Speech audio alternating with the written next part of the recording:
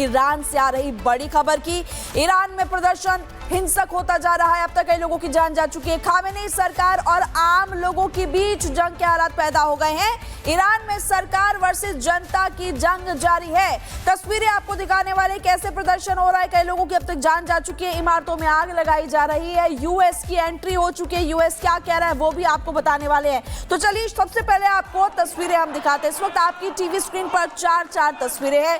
जरा देखिए कैसे लोग सड़कों पर उतरे हुए हैं और जमकर नारेबाजी कर रहे हैं। मुद्दा क्या है? बढ़ती महंगाई मुद्दा है। जो वहां का रियाल है उसका कैसे कीमत गिर रही है वो मुद्दा है। जो बेरोजगार युवा है वो सड़कों पर उतरे हुए, जेनजी सड़कों पर उतरे हुए हैं। उन पर पत्थरबाजी की गई, सुरक्षा बलों पर पलटवार किया। सुरक्षा बल भी लगातार वहां पर फायरिंग कर रहे हैं। व्यवस्था बदलने की मांग लोग कर रहे हैं। लोग कह रहे हैं जो व्यवस्था इस वक्त है उसको पूरे तरीके से बदला जाए। हमें ये ठीक नहीं लग रहा है क्योंकि बेरोजगारी बहुत ज्यादा बढ़ गई है। युवा कह रहे हैं कि काम ही नहीं है, उल्टा महंगाई इतनी ज्यादा बढ़ गई है जो खाने पीने की चीजें हैं वो भी महंगी होती हुई दिखाई दे रही है। ईरान में इस वक्त क्या चल रहा है सबसे पहले आप ये जान लीजिए। देखिए अधिकतर शहरों में सरकार विरोधी प्रदर्शन चल रहा है। पहले आपको मैं तस्वीरें दिखाई थी। 100 से ज्यादा शहरों में प्रदर्शन हो रहा था। सरकारी इमारतें उनको निशाना बनाया जा रहा है, उनको आग के हवाले किया जा रहा है। महत्वपूर्ण ठिकानों पर हमले किए जा रहे हैं, आगजनी की जा रही है। इस वक्त आपकी टीवी स्क्रीन पर वो तस्वीरें भी हैं। सुरक्षा बलों के ठिकानों पर भीड़ ने हमला कर दिया। 13 दिनों से लगातार खामेनेई विरोधी प्रदर्शन और ये प्रदर्शन बढ़ रहा है। पॉइंट्स क्या है? कारण क्या है? कारण सबसे पहला बढ़ती महंगाई, खाने पीने की चीजें महंगी हो गई है। टैक्स भी बड़ी वजह है। लोग टैक्स दे रहे हैं, टैक्स भरते भरते लोग परेशान हो गए और अब भड़क गए हैं कि अब हमसे और नहीं हो पा रहा। इसी से जुड़ी हुई आपको एक रिपोर्ट दिखाते हैं। जरा देखिए वहां पर इस वक्त क्या हालात पैदा हो गए।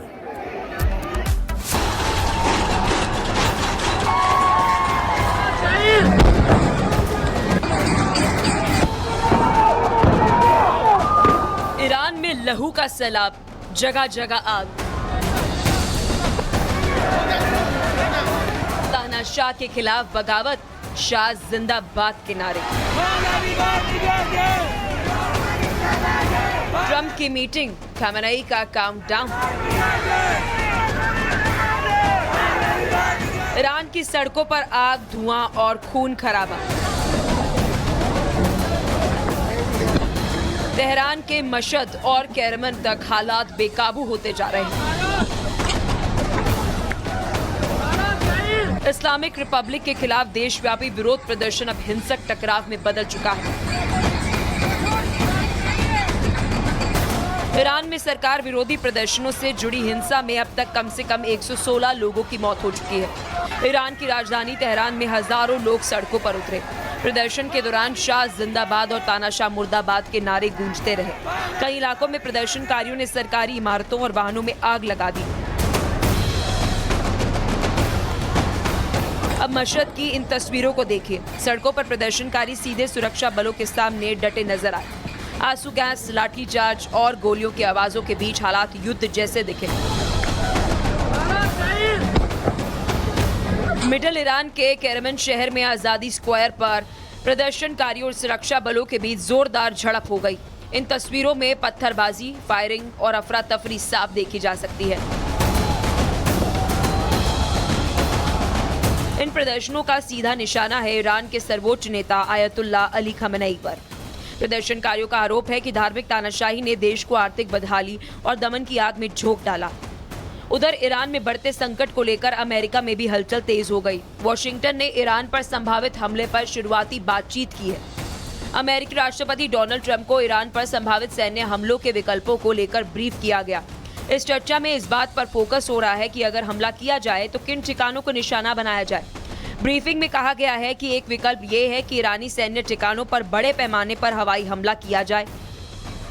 बहरहाल ईरान की सड़कों पर उठता ये जन आक्रोश अब सिर्फ विरोध नहीं बल्कि सत्ता परिवर्तन की मांग में बदलता दिख रहा है। सवाल यही है कि क्या खामेनेई की सत्ता के लिए वाकई उल्टी गिनती शुरू हो चुकी है या फिर ईरान एक और खून खराबे की ओर बढ़ रहा है।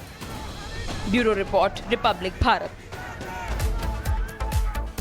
तो ईरान के 100 से ज्यादा शहरों में हालात इस वक्त क्या हैं वो हमने आपको इस रिपोर्ट के जरिए बताया। लेकिन प्रदर्शनकारियों के खिलाफ खामेनेई सरकार का भी पलटवार अब देखने को मिल रहा है। उसके बारे में आपको बता देते हैं। सरकार ने प्रदर्शनकारियों को आतंकी बता दिया है। IRGC को विरोध मिला तो कुचलने का भी आदेश दे दिया गया है। सुरक्षा बलों ने प्रदर्शनकारियों पर भी फायरिंग की और फायरिंग में बड़ी संख्या में प्रदर्शनकारी मारे गए हैं। बता दिया जा रहा है कि 200 से ज्यादा लोगों की अब तक मौत हो चुकी है। हिंसा रोकने के लिए अहम ठिकानों पर कड़ी सुरक्षा कर दी गई है।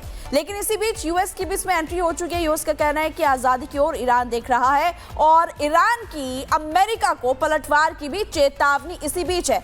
जैसा कि हमने आपको पहले भी बताया कि डोनाल्ड ट्रंप ने कहा कि अगर लोग हमारी मदद चाहते हैं हम लोगों की मदद करेंगे, लेकिन इसी को लेकर अब ईरान ने भी अमेरिका को पलटवार की चेतावनी दे दी है। अगर यूएसए ने हमला किया तो फिर भीषण पलटवार होगा। ईरान ने टिप्पणी की है कि अमेरिकी सैन्य ठिकाने और इजराइल पर हमला होगा अगर ईरान में जो कुछ भी इस वक्त हालात बने हुए हैं इस पे यूएसए एंट्री करता है। जैसे कि डोनाल्ड ट्रंप ने इससे पहले कहा है, कई बार डोनाल्ड ट्रंप टिप्पणी कर चुके हैं कि लोगों को मदद की जरूरत है, लोग चाहेंगे तो मदद करेंगे। उल्टा डोनाल्ड ट्रंप ने तो यहाँ तक कह दिया था कि अगर आंदोलनकारियों पर गोली बरसाई गई तो फिर इसमें अमेरिका बीच में आ जाएगा। लेकिन ईरान डरने वाला नहीं और ईरान ने भी वापस अब अमेरिका को चेतावनी दे दी है।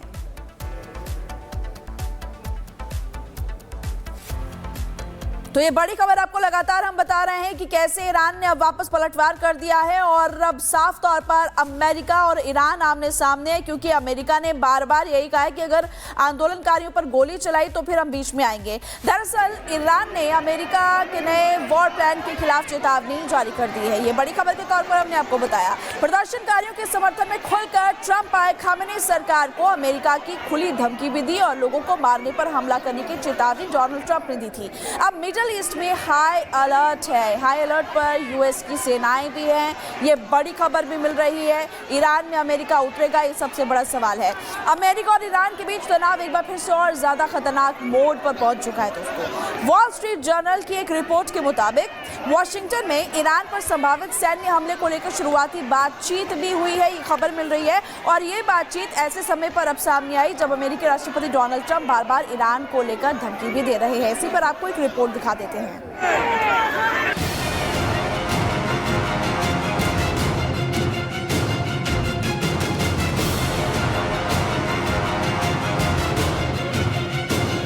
मध्य पूर्व एक बार फिर जंग के मुहाने पर खड़ा है।